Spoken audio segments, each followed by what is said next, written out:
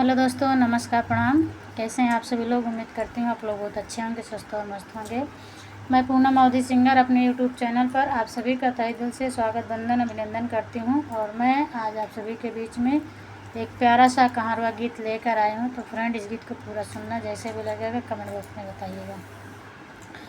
सासु बोमै खीरवा नदिया कार बुझब मोरा बाला मुआ बोवैना, मोरा बाला मुआ बोवैना, उहती तिली मदरवा मोरा बाला मुआ बोवैना, उहती तिली मदरवा मोरा बाला मुआ बोवैना।